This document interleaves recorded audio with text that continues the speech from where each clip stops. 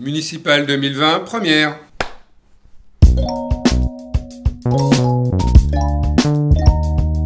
Prendre un arrêté permettant de rendre aux piétons la grande place de Lille.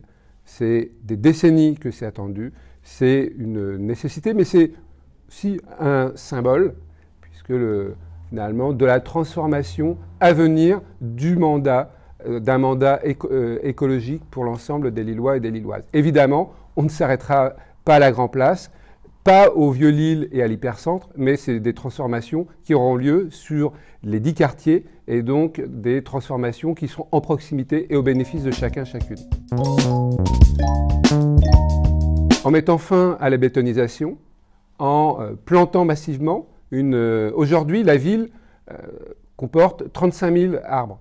Proposition, c'est de planter dans le mandat 20 000 arbres, c'est d'arrêter la bétonisation, c'est évidemment d'arrêter le projet Saint-Sauveur et de planter, non pas attendre les opportunités, mais de créer les opportunités pour planter, pour verdir partout où c'est possible. Et parallèlement, rénover les logements, rénover les bâtiments, plutôt que d'aller construire sur tous les derniers espaces encore possibles. Alors, sécurité, sentiment d'insécurité.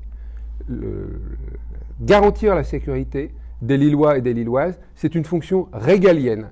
C'est donc à l'État de garantir par le déploiement d'effectifs de police nationale.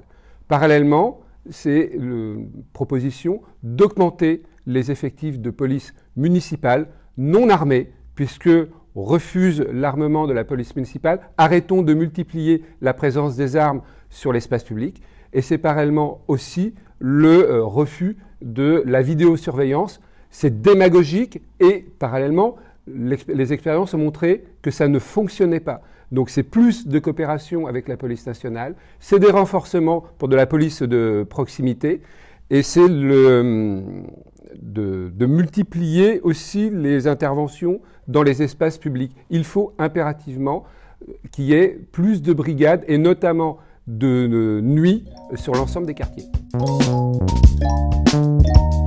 Une première proposition, c'est la création d'un pass pour 3 spectacles à 10 €.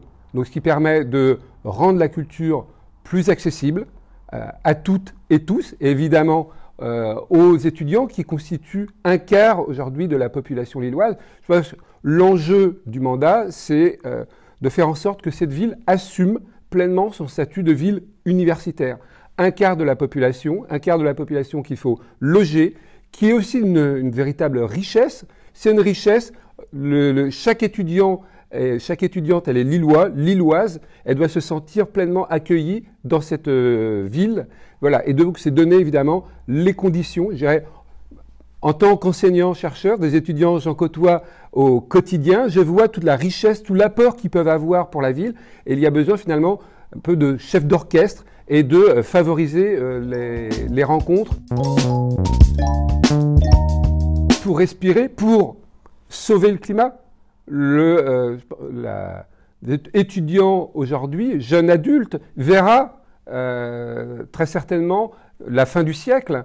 Or, il faut évidemment garder une terre qui soit impérativement vivable, et je dirais pour lui et pour les générations à venir. Et donc, c'est prendre à bras-le-corps la question du dérèglement climatique. Donc, c'est voir loin, mais aussi agir maintenant dans le quotidien, avec des propositions en termes de logement étudiant, des propositions sur la culture, des propositions sur la mobilité. Voilà, c'est à la fois l'enjeu planétaire, mais aussi l'urgence locale.